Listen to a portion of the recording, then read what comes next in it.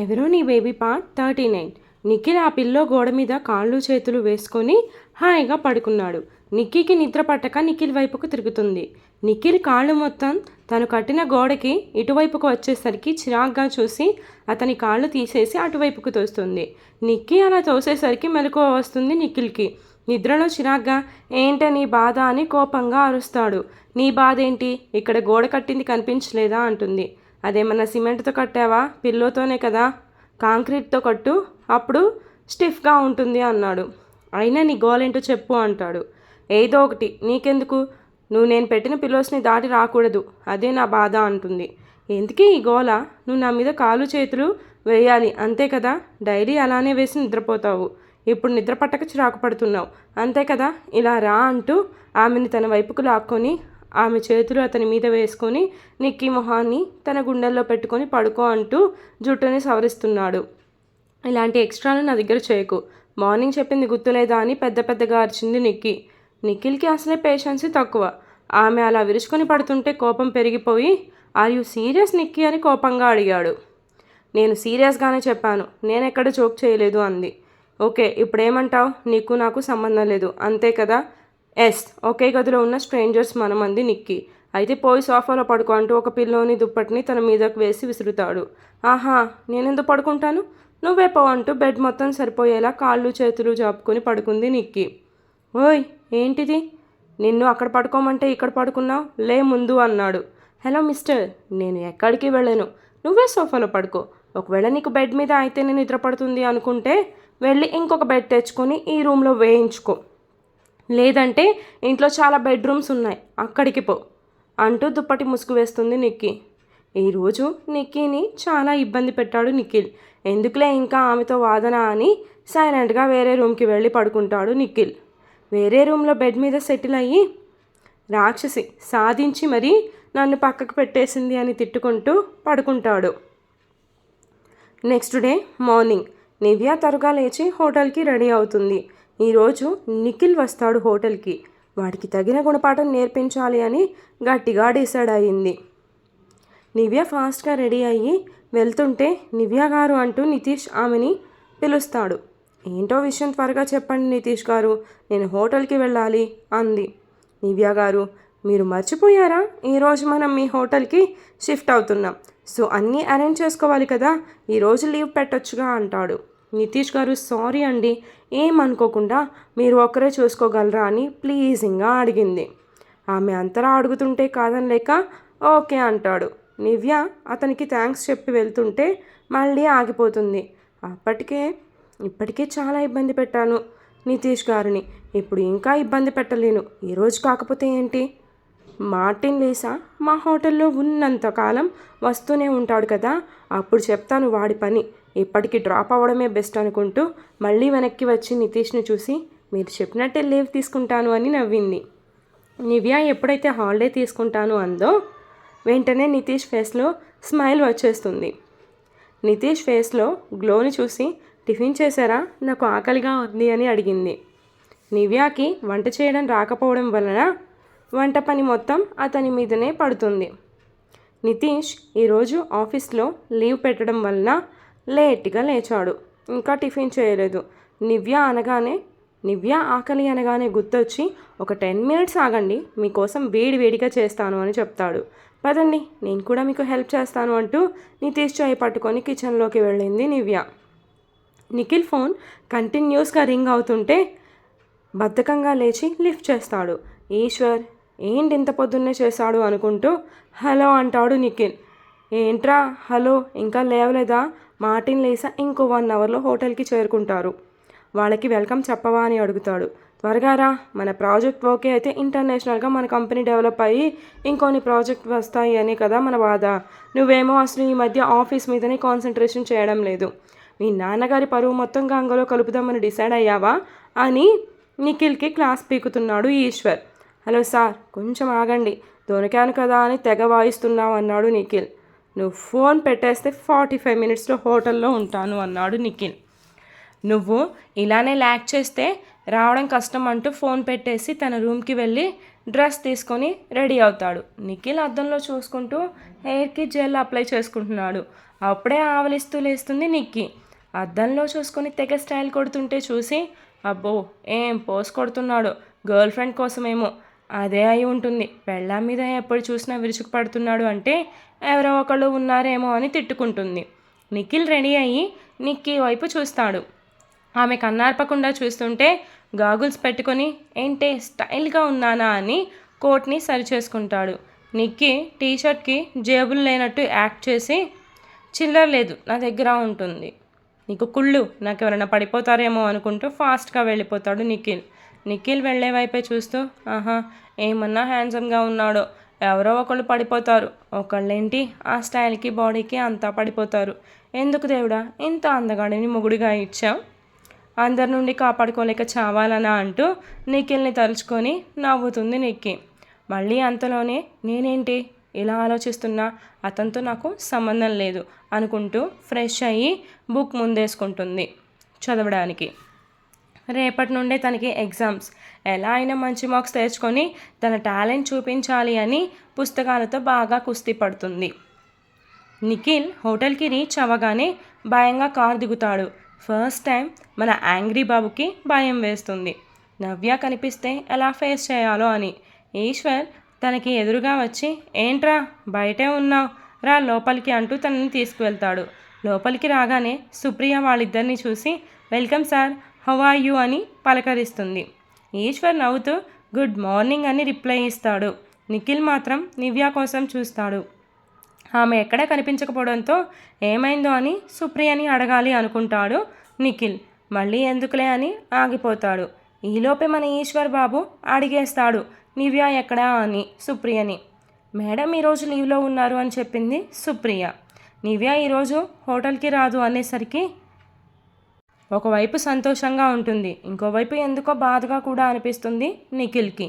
కానీ తన ఫేస్లో ఎక్స్ప్రెషన్స్ కనిపించకుండా ఫేస్ని పక్కకి తిప్పేస్తాడు. నివ్య వాళ్ళ లగేజ్ అంతా కూడా ట్రక్ ఆటోలో ఎక్కిస్తారు.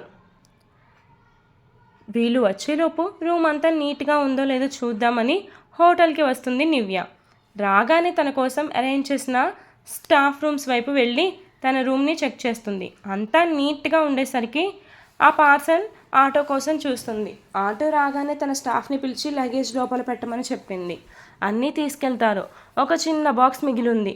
ఆటో డ్రైవర్ అర్జెంటుగా వెళ్ళాల్సి వచ్చి, మేడం దీన్ని మీరు తీసుకువెళ్ళండి, చిన్నదే కదా, నాకు కాల్స్ వస్తున్నాయి, మనీ ఇస్తే వెళ్తాను అని బతిమలాడతాడు. నివ్య సరే అని చెప్పి అతనికి మనీ వేసి ఆ బాక్స్ని తీసుకుంది. అది మరీ బరువుగా లేదు, తేలిగ్గా లేదు, నివ్య మోయగలిగేదే. మళ్ళీ దానికోసం ఇంకొకళ్ళని పిలవడం ఎందుకు అని తనే మోస్తూ లోపలికి వస్తుంది. అప్పుడే నిఖిల్కి కాల్ వచ్చి మాట్లాడదామని బయటకు వస్తాడు. నివ్య మొహమంతా ఆ బాక్స్ కప్పేసరికి ఎదురుగా ఎవరు వస్తున్నారో చూడకుండానే నడుస్తుంది. నిఖిల్ కాల్ మాట్లాడుతూ అటు ఇటు తిరుగుతూ ఉంటాడు.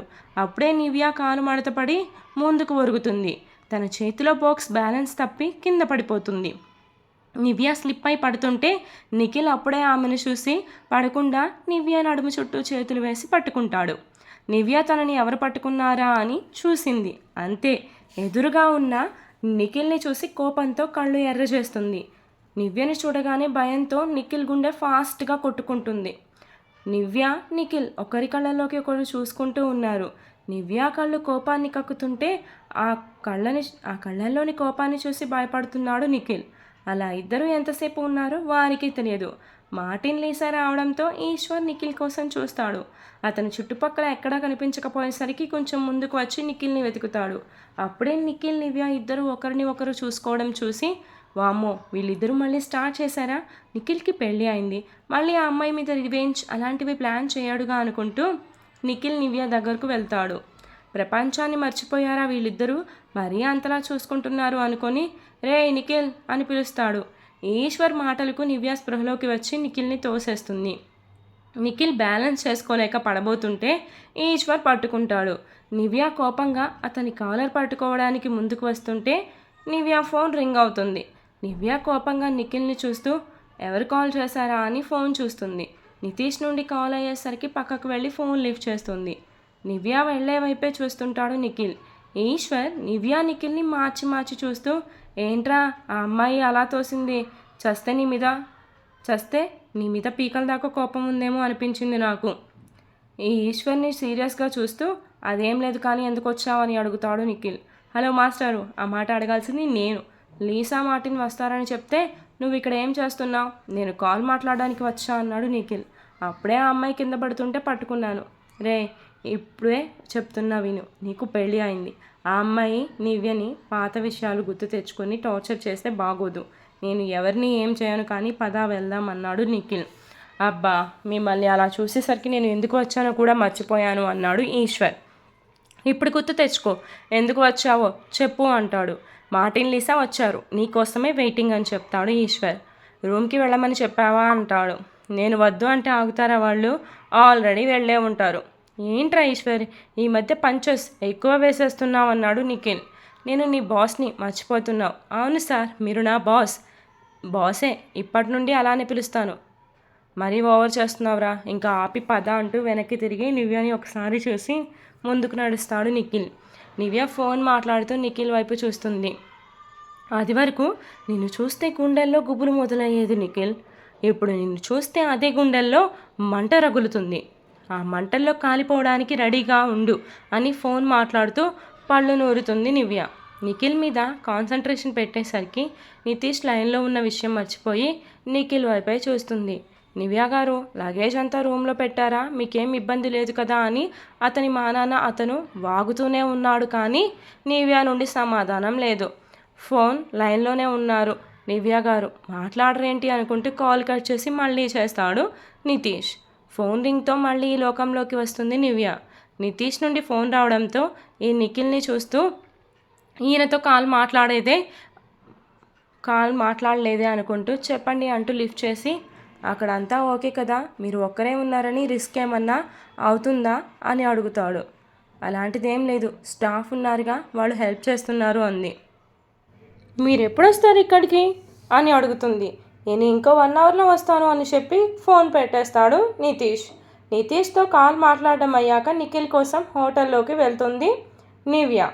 నిఖిల్, ఈశ్వర్ ఇద్దరూ మార్టిన్ వాళ్ళ రూమ్కి వెళ్ళి వాళ్ళని పలకరిస్తారు. మార్టిన్ లీసా చాలా తక్కువ టైంలో వాళ్ళతో బాగా కలిసిపోయేసరికి చాలా ఫ్రెండ్లీగా మాట్లాడుకుంటారు. నిఖిల్ కోసం హోటల్లోకి వచ్చి మొత్తం వెతుకుతూ ఉంటుంది నివ్య. నివ్య దేనికోసమో వెతకడం చూసి, ఏంటి మేడం, ఎవరిని వెతుకుతున్నారు అని అడిగింది సుప్రియ. ఇంకెవరిని వెతుకుతా, నా ఎనీమీని అంటుంది. నిఖిల్ సార్ కోసమా మీరు చూసేది? అవును, అతని కోసమే. ఎక్కడ ఉన్నాడో తెలుసా అని అడిగింది. మార్టిన్ లీసా వాళ్ళ రూమ్లో అని నోటి దాకా వస్తుంది సుప్రియకి. మళ్ళీ దాన్ని గొంతులోనే ఆపేసి, లీసా వాళ్ళకి వెల్కమ్ చెప్పి వెళ్ళిపోయారనుకుంటా మేడం అని చెప్తుంది. షిట్, అప్పుడే వెళ్ళిపోయారా అని అప్సెట్ అవుతుంది. ఆఫీస్కి వెళ్ళాలి కదా, అందుకే త్వరగా వెళ్ళిపోయి ఉంటారు అంటుంది. మీరు వెళ్ళి మీ రూమ్స్ ఒకసారి చూసుకోండి మేడం అని చెప్పింది.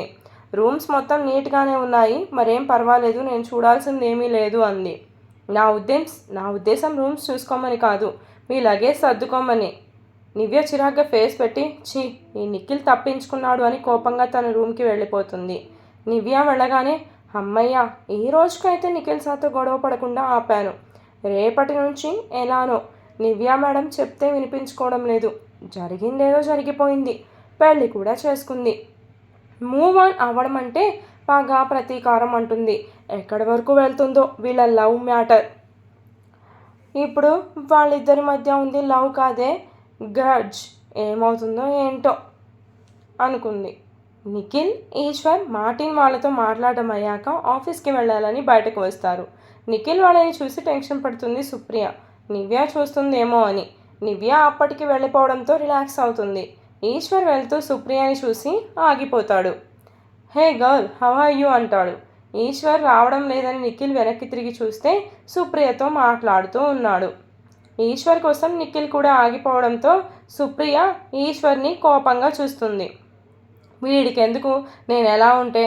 మేడం, నిఖిల్ సార్ ఎదురుపడతారేమో నేను భయంతో చేస్తుంటే వీడి హస్క్ ఒకటి అని ఈశ్వర్ని తిట్టుకుంటూ, నేను బాగానే ఉన్నాను, మీరు ఇక దయచేయండి అంటుంది.